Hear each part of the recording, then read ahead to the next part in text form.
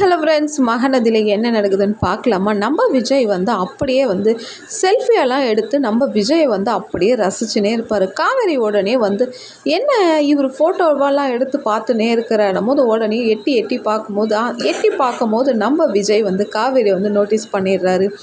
என்ன இவளுக்கு தெரியாத எல்லாத்தையும் பண்ணலான்னு பார்த்தா இவ என்னை பார்த்துட்றாளே நம்ம போது நேராக காவேரி வரோங்க.